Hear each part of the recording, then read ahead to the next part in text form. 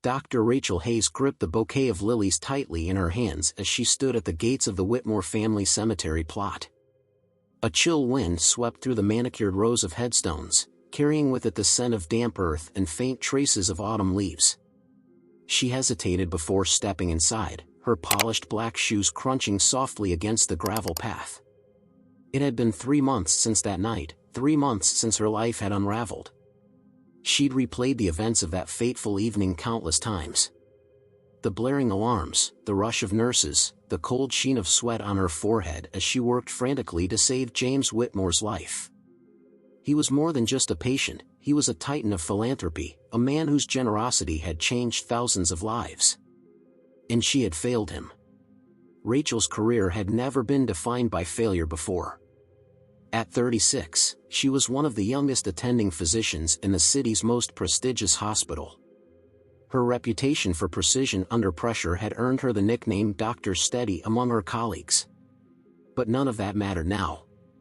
The media had latched onto the story with merciless fervor, painting her as the doctor who couldn't save the city's greatest benefactor.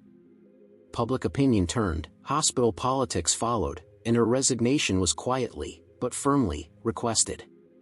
She took a shaky breath, her gaze settling on the towering marble headstone before her. James Whitmore, 1957 to 2023. Beloved husband, father, visionary. The epitaph seemed inadequate for a man of his stature. Setting the lilies at the base of the grave, Rachel knelt, her fingers brushing the cool stone. "I'm sorry," she whispered, her voice barely audible. The words felt hollow, insufficient. Sorry wasn't enough, not for him, not for his family, and not for the countless people who had relied on him. The cemetery was quiet save for the occasional rustle of leaves in the wind.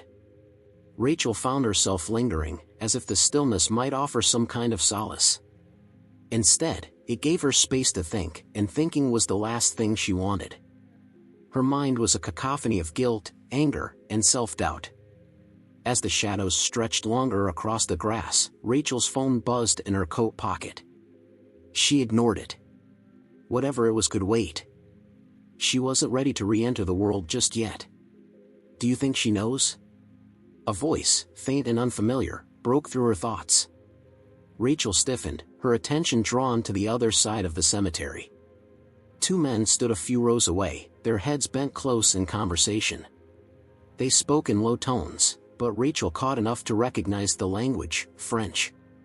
Her years of high school and college studies came flooding back, enough for her to piece together fragments of what they were saying. "The letter," one of the men said, his voice tinged with urgency. "He wrote it before, but does she know?" "Impossible," the other replied, shaking his head. "It's unlikely she's even aware it exists." Rachel's pulse quickened. She kept her head down, feigning disinterest, but her ears strained to catch more. They were clearly talking about Whitmore, there was no mistaking the weight in their words, the way they glanced toward his grave. "Maybe someone should tell her," the first man said, his voice softening. The second man chuckled dryly, a humorless sound. "And risk her digging into things best left buried? No. Let sleeping dogs lie." Rachel's hands clenched into fists against her lap. Who were they talking about? And what letter? The temptation to confront them surged, but she held herself back. Instead, she remained motionless, hoping they wouldn't notice her presence. The men exchanged a few more murmured words before turning and walking away, their voices fading with each step. Rachel waited until she was certain they were gone before standing. Her heart was racing, her thoughts a whirlwind of speculation. A letter. Had Whitmore written something before his death? And if so, who was it meant for? The questions gnawed at her, reigniting a flicker of something she hadn't felt in months, curiosity. For the first time since her resignation, Rachel felt a sliver of purpose, no matter how tenuous. She took one last look at the grave, her jaw tightening with resolve. Whatever those men were talking about, she needed to find out. Rachel barely slept that night. The men's cryptic conversation looped endlessly in her mind, stirring questions she couldn't ignore. She replayed their words in French, translating them over and over in her head as if another iteration might unlock a deeper meaning. The letter, does she know? By morning, the question had cemented itself in her thoughts, leaving no room for anything else. She found herself seated at her small kitchen table, a steaming mug of coffee untouched in her hands, staring blankly at her phone. She'd scoured the internet for any reference to a letter associated with James Whitmore, but the search yielded nothing.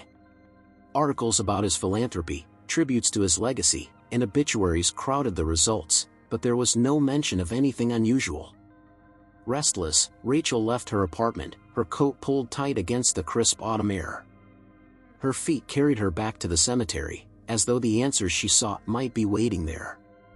The graveyard was as quiet as before, with the faint rustle of leaves serving as the only sound. The men from the previous day were nowhere to be seen. Standing before Whitmore's headstone again, Rachel felt the same weight settle on her shoulders. The apology she'd whispered the day before lingered in her mind, a reminder of her failure. But now, there was something else. That flicker of curiosity had grown into a steady flame. If there was a letter, if Whitmore had left something behind, what could it mean for her? For his legacy? Her thoughts were interrupted by the sound of footsteps. Rachel turned to see an older man approaching, his pace slow but purposeful. He wore a neatly pressed gray coat and carried a small bouquet of white roses. He paused a few steps away, his eyes meeting hers with a mixture of surprise and recognition. "You're Dr. Hayes, aren't you?" he asked, his voice gentle but firm. Rachel hesitated, unsure whether to confirm. "Yes," she said finally. "I am." The man offered a polite nod, his expression softening. "I thought so. I remember seeing you on the news after James passed. My name is Gerald. I was his lawyer and, for many years, his confidant." Rachel stiffened at the mention of her public humiliation. "I didn't mean to intrude," she said, glancing back at the headstone. "I just wanted to pay my respects." Gerald's gaze followed hers, and a faint smile touched his lips. He would have appreciated that. "James spoke highly of you, you know." Rachel blinked, caught off guard. "He did?" "Yes." Gerald placed the roses at the base of the grave and straightened. "He admired your tenacity and your commitment to your work. He often said you reminded him of someone he knew when he was younger." Rachel felt a strange mix of emotions, gratitude for the kind words, but also a pang of guilt. "I wish I could have done more for him," she said quietly. Gerald studied her for a moment, then sighed. James was a man who understood that even the best intentions can't guarantee success. He valued effort more than results. That's why he believed so deeply in giving second chances. The phrase lingered in the air, second chances. Rachel's thoughts jumped back to the men she'd overheard. Did this lawyer know about the letter? Should she ask him outright? Or would it come across as intrusive? Gathering her courage, she decided to test the waters. "I heard he was a man of great foresight," she said carefully. "Someone mentioned that he often wrote letters, personal ones, to the people in his life. Do you know if that's true?" Gerald's expression didn't shift, but his pause was telling. "James was indeed thoughtful in that way," he said slowly. "He believed in leaving words behind that could outlive him." "Why do you ask?" Rachel hesitated, debating how much to reveal. Finally, she said, "I overheard something about a letter he might have written before he passed. I thought it might explain things. Or offer some kind of closure." Gerald's eyes narrowed slightly, his tone cautious. "If there is such a letter, I wouldn't know where it is. James entrusted his personal matters to a select few." But, he stopped, weighing his next words carefully. "He did leave behind certain instructions, some of which have yet to be fully carried out." Rachel leaned forward slightly, her curiosity piqued. "What kind of instructions?" Gerald shook his head gently. "I'm afraid I can't say. But if you're looking for answers, I suggest starting with the people he cared about most. James was a man of connections, and he rarely did anything without reason." The conversation left Rachel with more questions than answers, but it also gave her a lead. If there was a letter, someone close to Whitmore had it, or knew where to find it. She would need to retrace his steps, find the people he trusted most, and uncover the truth herself. As Gerald departed, Rachel remained by the grave for a moment longer. The weight of failure still lingered, but now it was joined by a growing sense of determination. This wasn't just about redemption anymore. It was about understanding a man who had touched so many lives, and perhaps, in doing so, finding her own path forward. The next morning, Rachel sat at her kitchen table again, her laptop open in front of her. The faint hum of the city filtered through her apartment window, but she barely noticed it. Her thoughts were consumed by the lawyer's words. James was a man of connections, and he rarely did anything without reason. Her fingers hovered over the keyboard. Searching for the right words to type felt as daunting as everything else in her life lately. Finally, she started with the most logical query: James Whitmore's inner circle. The search yielded pages of articles, interviews, and photographs. Whitmore had been a highly visible figure, a man who moved effortlessly between boardrooms and humanitarian efforts. Many of the stories featured his family, his wife, Eleanor, and their 2 grown children, Nathan and Julia. Others highlighted his longtime business partner, Samuel Cross, or the directors of his charitable foundation. Rachel clicked through articles, her gaze lingering on photographs. She saw Whitmore smiling in front of a newly built hospital wing, shaking hands with community leaders, or holding an award at a black tie gala. His warmth radiated from the images, a sharp contrast to the cold finality of his grave. As she scrolled, her eyes caught on a headline buried deep in the results: a personal touch, the unseen side of James Whitmore's philanthropy. The article described how Whitmore often sent handwritten notes to people who'd impacted his life, offering words of gratitude, encouragement, or advice. It confirmed what Gerald had hinted at: Whitmore valued connections deeply, and his letters were an extension of that. But who would have the letter she'd overheard the men talking about? Rachel's gut told her to start with his family, but the idea of reaching out to them was overwhelming. She could already imagine the awkward conversations, the suspicion in their eyes. After all, she was the doctor who hadn't saved their husband and father. Instead, she decided on a different approach: someone connected to Whitmore's philanthropic work. She remembered one name from her search: Margaret Reed, a retired nurse who had worked closely with Whitmore to establish free clinics in underserved areas. According to the articles, Margaret had been a friend and collaborator for over a decade. If anyone could give her insight into Whitmore's habits, it might be her.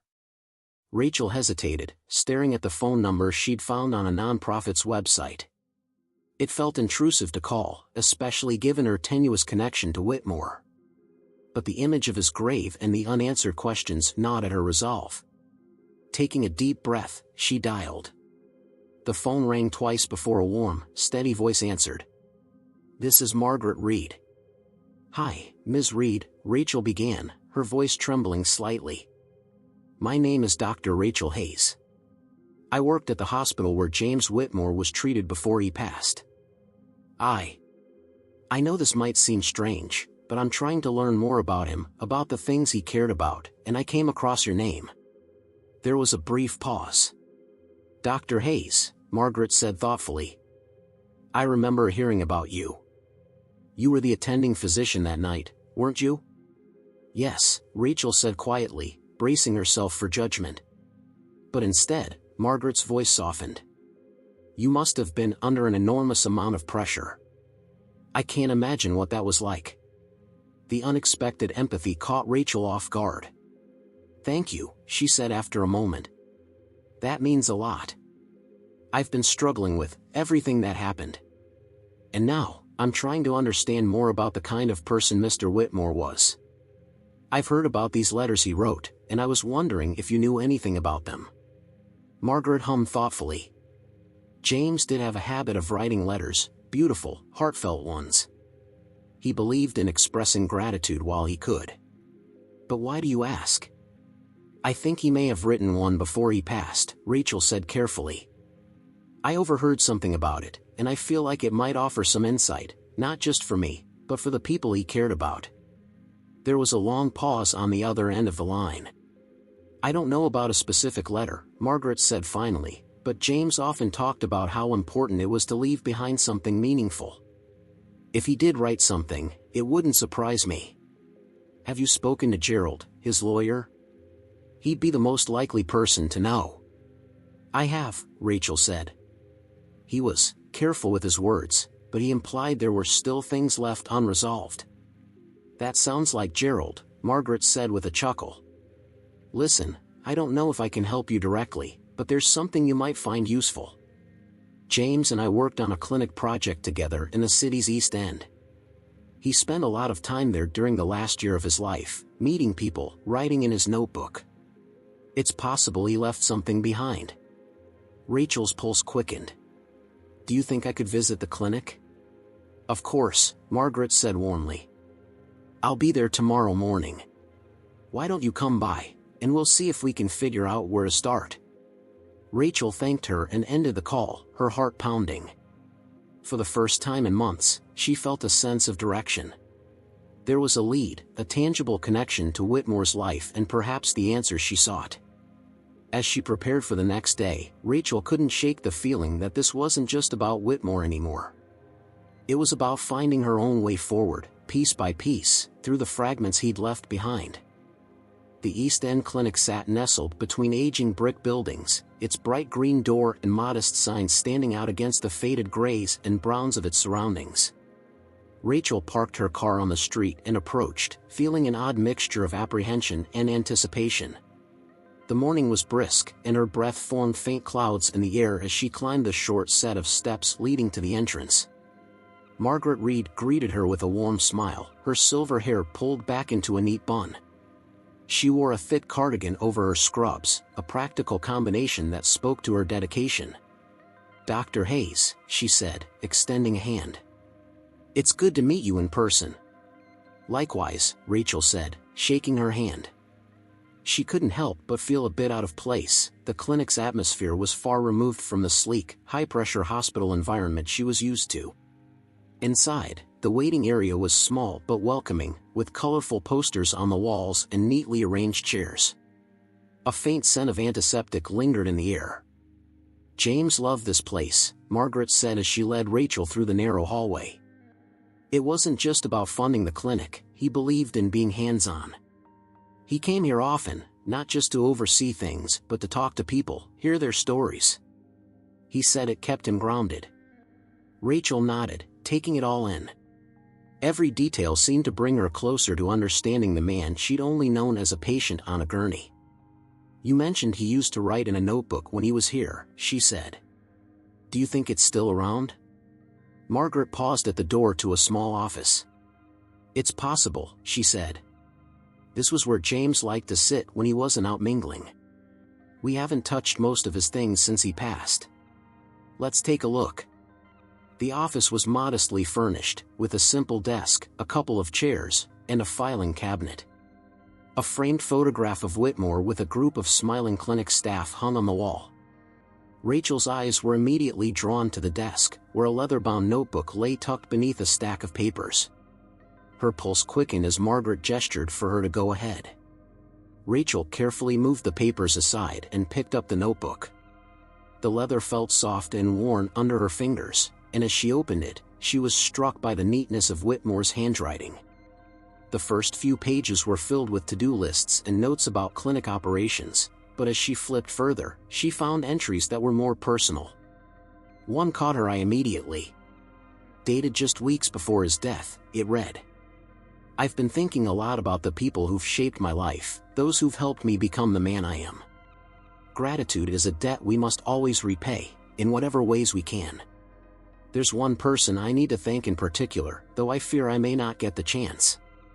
I hope they know how much their actions meant, even if the outcome wasn't what anyone hoped." Rachel's breath caught as she read the words. Could he have been referring to her? She turned to Margaret, who had been quietly observing. "Did James ever mention who he was writing about?" she asked, her voice barely above a whisper. Margaret shook her head. "Not specifically, but he often spoke about the importance of acknowledging effort over results. he believed that even in failure, there's value in trying. Rachel's thoughts churned. The words in the notebook aligned too closely with her experience to ignore. She set the notebook down and looked at Margaret. "Do you know if there was ever a letter written around the same time? Something he might have left behind for someone?" Margaret frowned in thought, then snapped her fingers. "Wait here," she said before leaving the room. A few minutes later, she returned with a small, locked box. "This belonged to James. We've been holding on to it, not knowing exactly what to do with it. Maybe there's something inside that will help." The box was simple but elegant, made of dark wood with brass accents. Rachel examined it carefully. "Do you have the key?" she asked. Margaret hesitated. "Not here," she admitted. "But his lawyer, Gerald, should have it. He was the one who set everything up for James. If anyone can unlock this mystery, it's him." Rachel stared at the box, her curiosity now burning brighter than ever.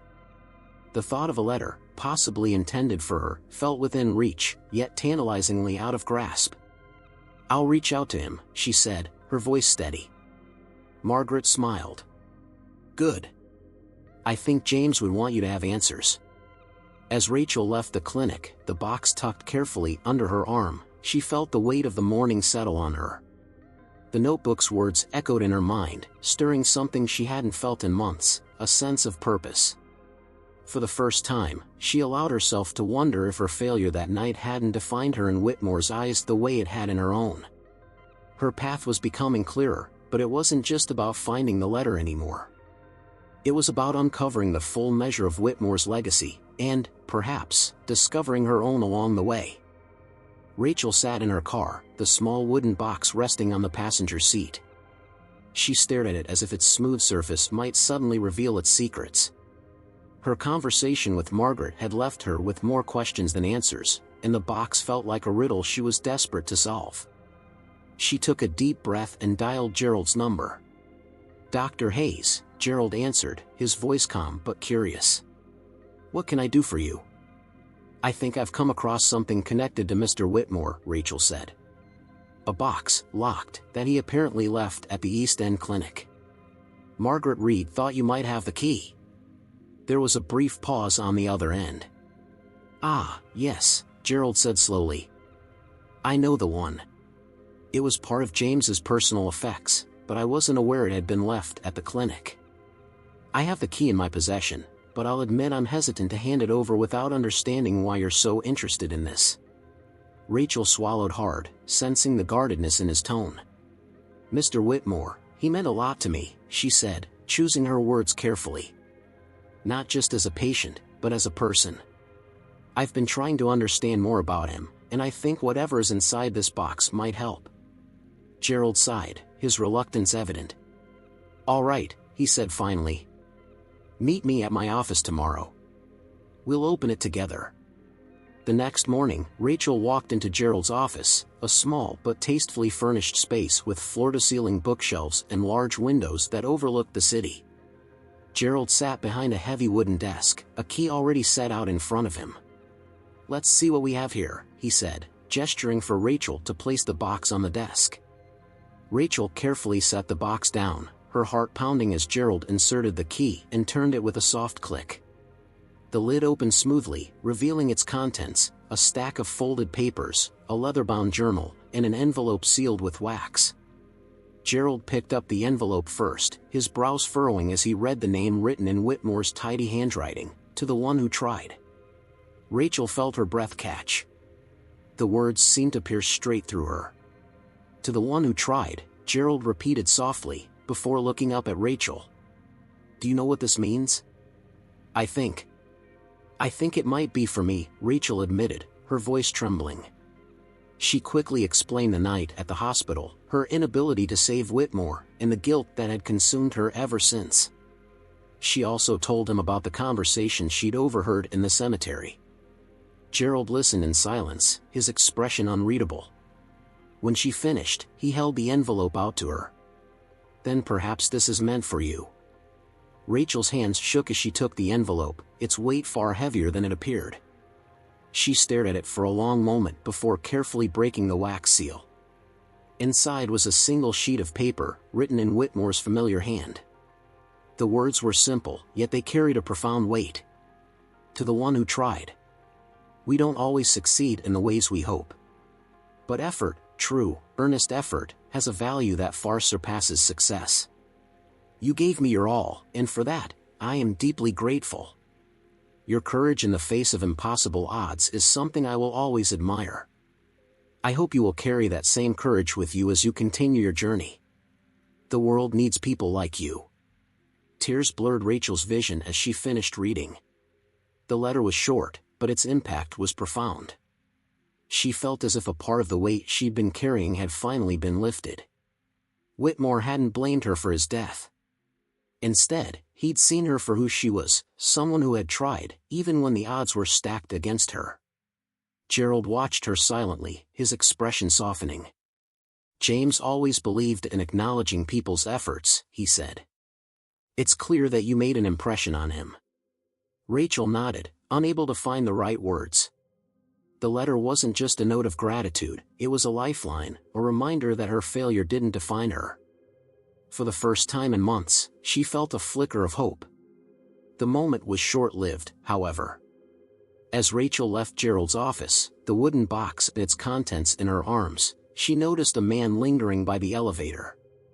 He was tall, with sharp features and a dark suit that seemed too polished for someone casually visiting an office building. His eyes flicked to the box in her hands before he quickly turned away and stepped into the elevator. Rachel's stomach churned with unease. Was it paranoia, or had the man been watching her? She shook the thought away, chalking it up to her nerves. But as she walked to her car, she couldn't ignore the feeling that the road ahead might hold more challenges than she anticipated. Rachel held the letter tightly as she sat at her dining table that evening. The words were etched in her mind, their impact rippling through her like waves. To the one who tried. Whitmore had recognized her effort. He had valued it, even when the outcome had been beyond her control. The weight of guilt she had carried for months felt lighter now, though not entirely gone. She was beginning to see that her failure wasn't the full story. Whitmore's words had given her a glimmer of something she hadn't felt in a long time, self-worth. She spread the other items from the box across the table, the leather-bound journal, the folded papers, and the now-opened envelope. Her fingers hesitated over the journal. Something about it felt deeply personal, as though she were about to step into a space that wasn't hers. But curiosity overpowered her hesitation. The journal's pages were filled with Whitmore's tidy, deliberate handwriting. Most entries were reflections on his life and work, but a few stood out. We all fail at times, but failure isn't the end. I've seen more lessons come from mistakes than from success. What matters is how we move forward, and the people who help us along the way. I think about the doctor who treated me that night. She didn't know it, but I saw the fire in her eyes, the determination to fight, even when it was clear she was losing. That kind of courage is rare. I hope she doesn't carry the weight of my loss. She did more for me than she realizes. Maybe one day, she'll understand. Rachel's breath hitched as she read the final line. It was undeniable now, Whitmore had been writing about her. He had noticed her, not for her failure, but for her effort. The realization left her both humbled and invigorated. As she closed the journal, her thoughts turned to the folded papers. She unfolded the first one carefully, revealing a hand-drawn map. It appeared to show the layout of a property, with a small circle drawn around a section labeled Reflection Garden. In the margin, Whitmore had written, "For those who seek peace." The second paper was a short note. "If you found this, you're on the right path. The Reflection Garden holds a part of me I wanted to leave behind, not for myself, but for others. There, you'll find a piece of the legacy I hope to build. Use it wisely." Rachel's pulse quickened. The Reflection Garden was clearly important to Whitmore, but where was it? The map didn't offer any landmarks or addresses. She flipped it over, hoping for a clue, but the back was blank. Her thoughts raced. Margaret had mentioned that Whitmore often visited the clinic's grounds to think and write. Could the reflection garden be part of the clinic property? It seemed too important to ignore. Rachel decided to return the next morning and find out. The following day, Rachel arrived at the East End clinic just as the sun was rising. The morning air was crisp, and dew clung to the grass. Margaret greeted her at the door, her expression curious but warm. "Back so soon?" Margaret asked, folding her arms. "Did you find what you were looking for?" Rachel held up the map. "Not entirely. I found this, and I think it's pointing to something called the reflection garden. Does that mean anything to you?" Margaret frowned, studying the map. The reflection garden. James did mention something by that name once. "Follow me." She led Rachel around the side of the clinic, through a narrow path that opened into a small, hidden courtyard. The space was simple but serene, with a few benches, flowering shrubs, and a small stone fountain at its center. Margaret gestured toward the fountain. "He used to sit there for hours, just thinking. If there's anything here, it would be near that spot." Rachel approached the fountain, her heart pounding. She knelt beside it, inspecting the base. At first glance, nothing seemed unusual, but then her fingers brushed against a small metal latch embedded in the stone. She hesitated, glancing at Margaret, who nodded encouragingly. Rachel pulled the latch, and a hidden compartment slid open. Inside was a small metal box, tarnished but intact. Her hands trembled as she lifted it out. The box wasn't locked, and she opened it carefully to reveal its contents, a sealed envelope and a thin stack of documents. Margaret leaned closer, her eyes wide. "What is it?" Rachel picked up the envelope first. It was addressed simply, "To those who will carry on." She opened it, unfolding a single sheet of paper. "Asterisk, if you are reading this, then you are part of the legacy I always hoped to leave behind. The contents of this box are meant to provide for those who need it most. Use them with compassion, humility, and the understanding that our greatest purpose is to serve others. James Whitmore **. Rachel set the letter aside and examined the documents. Her breath caught as she realized what they were: legal papers establishing a trust fund, one that had been quietly set aside to support community clinics across the city. The amount listed on the final page was staggering. Margaret's hand flew to her mouth as she read over Rachel's shoulder. He never told me about this." Rachel's mind raced. Whitmore's legacy wasn't just about the clinics he'd already built, it was about empowering others to expand his vision. He had left behind not only a message but the means to act on it. For Rachel, the discovery was transformative. Whitmore had trusted someone to find this, to carry it forward. And now, she realized, that someone was her. Rachel sat at one of the courtyard benches, the weight of the discovery settling over her. The trust fund's purpose was clear: to ensure that Whitmore's vision of accessible healthcare would continue to grow long after his passing. But as much as she felt inspired by his generosity, she also felt an undeniable pressure. Why had this responsibility fallen to her? Could she truly honor his legacy when she was still grappling with her own sense of failure? Margaret broke the silence, her voice steady but emotional. "James always believed in empowering others. He must have seen something in you, Rachel. Something that told him you could carry this forward." Rachel shook her head, gripping the metal box tightly. "I don't even know where to start. It's bigger than anything I've ever done. I'm just a doctor who—" She stopped, swallowing hard. "Who couldn't save him." Margaret stepped closer and knelt in front of her, placing a gentle hand on Rachel's arm. "You're not defined by that moment, Rachel.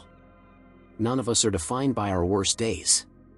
James believed in effort, in the courage it takes to keep trying, even when things seem impossible. He left this for a reason, and he trusted you to find it." Rachel exhaled shakily, letting Margaret's words sink in. The truth was, she didn't feel ready. But when she thought of Whitmore's letter, to the one who tried, she realized that being ready wasn't the point. He hadn't chosen her because she was perfect, he'd chosen her because she cared enough to try. Later that evening, Rachel returned home with the box and its contents. She spread everything out on her kitchen table again, the journal, the trust documents, the letter, and the map.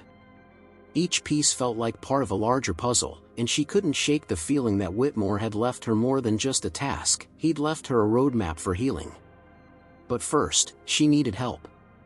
Rachel picked up her phone and scrolled through her contacts until she landed on a name, Ethan Reed. They hadn't spoken in months, not since her resignation from the hospital where they had worked together. Ethan was one of the few people who had stood by her during the fallout, urging her not to give up on herself. If there was anyone she could trust to guide her now, it was him. The phone rang twice before his familiar voice answered. "Rachel? Hey, it's been a while." "Hi, Ethan," she said, her voice softer than she intended. "I know it's been a long time, but I need your help with something. It's complicated." Ethan didn't hesitate. "Complicated I can handle. What's going on?" Rachel explained everything, the box, the trust fund, and the letter from Whitmore. She expected skepticism or surprise, but instead, Ethan listened intently, his tone calm and supportive. "Wow," he said when she finished. "That's incredible, Rachel. And honestly, it makes perfect sense that he'd leave this for you." She frowned, leaning back in her chair. "Why would you say that?" "Because I've seen you fight for people who didn't have anyone else to fight for them," Ethan said without missing a beat. "Even when the odds weren't in your favor. You care, Rachel. That's rare. And it's exactly what this needs." His words brought a lump to her throat. "I don't know if I can do this alone." "Then don't," Ethan said. "I'll help you. We'll figure it out together." The next day, Ethan joined Rachel at her apartment to review the trust documents and brainstorm the next steps. The fund was substantial, enough to expand existing clinics and establish new ones in underserved areas. But the logistics were daunting, involving layers of legal and operational hurdles. "First thing we need to do is contact the legal team listed here," Ethan said, tapping one of the documents. "They'll help us sort out the technical side.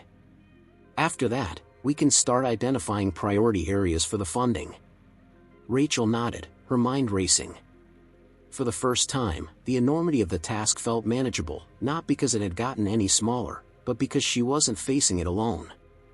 Ethan's calm presence grounded her, and his optimism was infectious.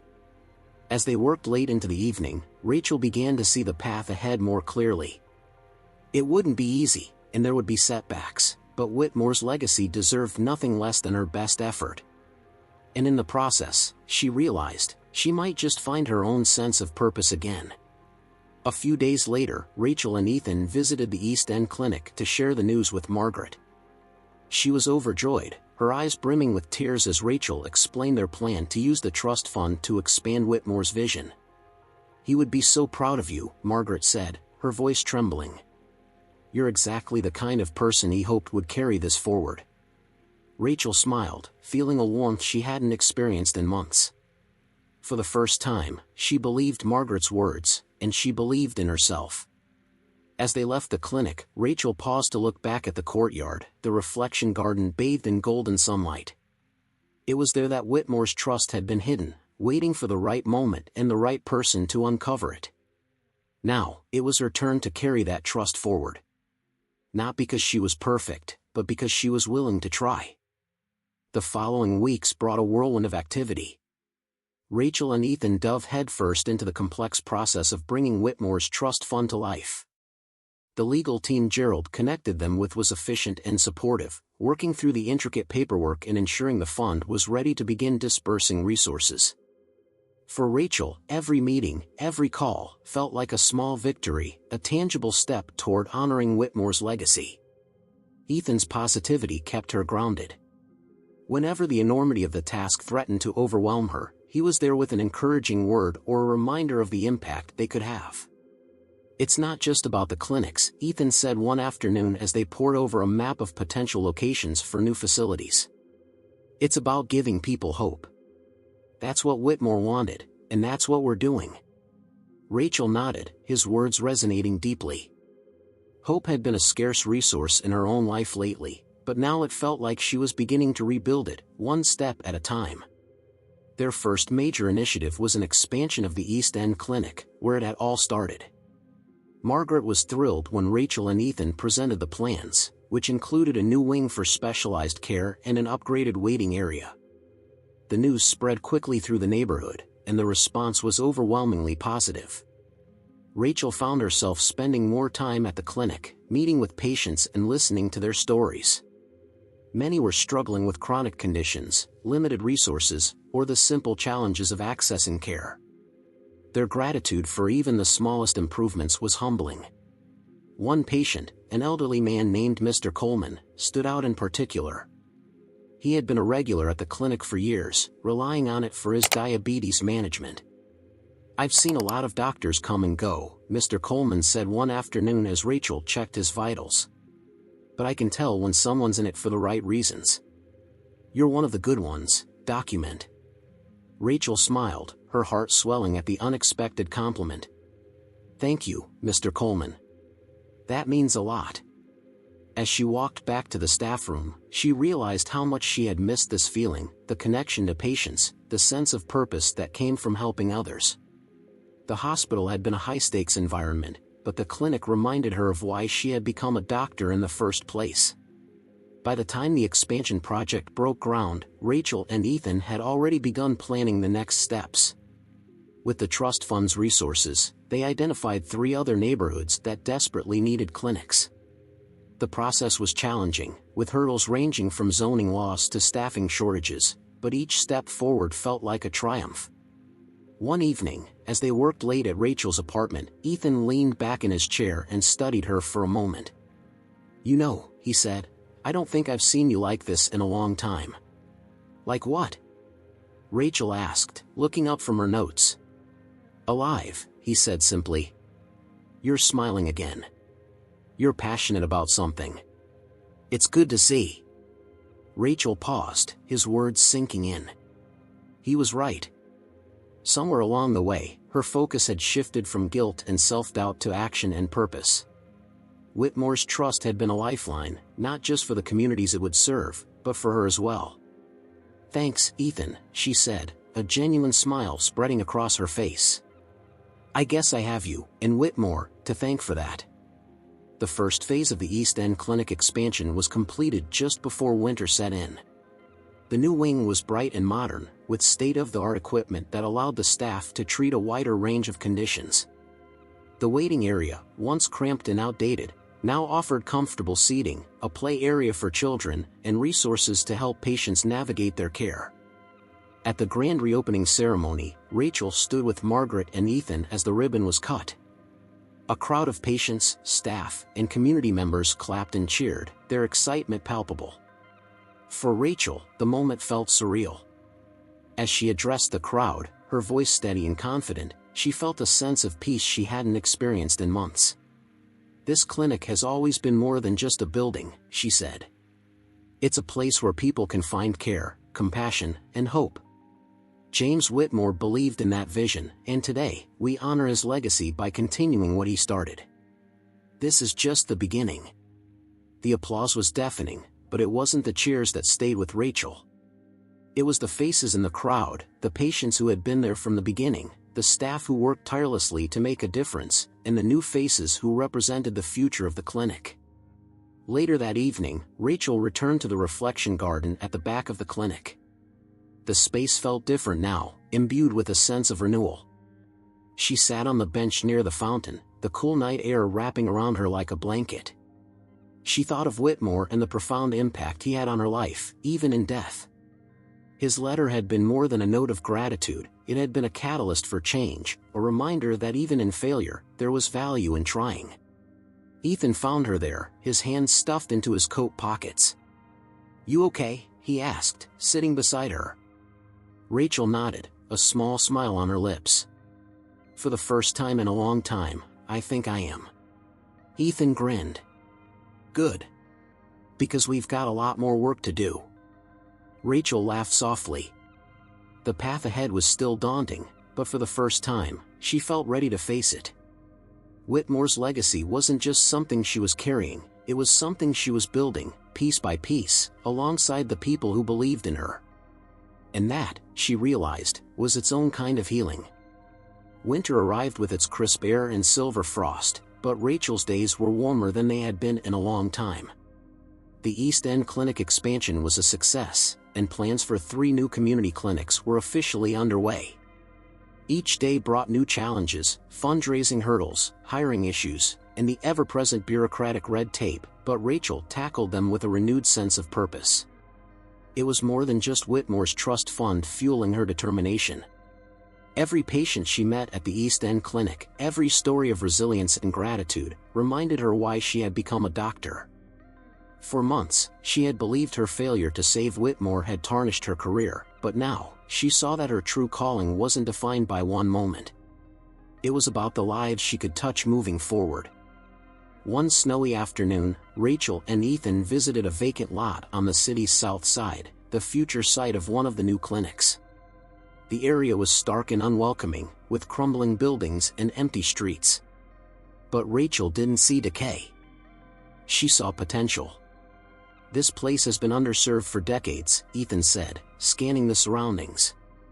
"There's nothing nearby, no hospitals, no urgent care, nothing. The nearest clinic is miles away." "That's going to change," Rachel said firmly, her breath clouding in the cold air. "We're going to make sure people here have access to the care they need." Ethan grinned, his eyes full of admiration. "You're unstoppable, you know that?" Rachel laughed, the sound carrying into the stillness of the lot. She hadn't felt this alive in years. Whitmore's vision had given her more than a mission, it had given her a way to reclaim the parts of herself she thought were lost. The progress wasn't without its setbacks. A delay in zoning approval for one of the new clinics forced Rachel and Ethan to attend a city council meeting to advocate for the project. The debate was long and frustrating, with some members questioning the need for additional clinics in underserved neighborhoods. Rachel listened patiently, her frustration simmering just beneath the surface. But when the time came to speak, she drew on her experiences, not just as a doctor, but as someone who had seen the impact of neglect firsthand. "Access to healthcare isn't just about treating illnesses," she said, her voice steady and passionate. "It's about giving people hope, dignity, and a chance to live their lives fully." James Whitmore believed in that, and so do I. These clinics aren't just buildings. They're lifelines for communities that have been overlooked for far too long. Her words struck a chord. The council approved the zoning change, and the project moved forward. As Rachel and Ethan left the meeting, she felt a surge of pride.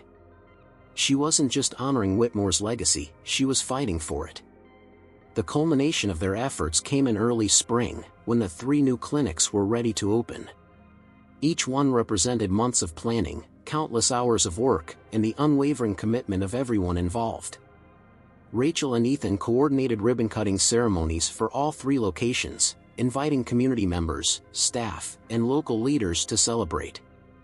The first ceremony was held at the South Side Clinic, the one Rachel had visited on that snowy day.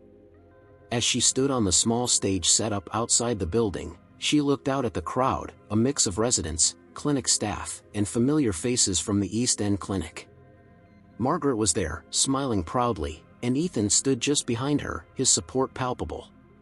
Rachel took a deep breath before addressing the crowd. "This clinic isn't just a building," she began. "It's a promise. A promise that no one should be left behind when it comes to their health and well-being." James Whitmore believed in that promise, and he believed in the power of community to make it a reality. Today, we honor his legacy by continuing his work. But more importantly, we begin building a legacy of our own, one that puts people first. The applause was deafening, but Rachel barely noticed. Her focus was on the people, on the children smiling at the prospect of a safe place to receive care, on the parents who looked relieved, and on the elderly who now had a place they could rely on. This wasn't just about fulfilling Whitmore's vision. It was about creating something that would last. That evening, Rachel returned to the reflection garden at the East End Clinic, as had become her ritual. The garden had changed over the months, with new flowers planted and the fountain restored to its former glory. But its quiet serenity remained. She sat on the bench, her mind replaying the events of the day. The clinics were open, Whitmore's trust was making a difference, and her own journey of redemption felt complete. Yet, she knew this wasn't the end.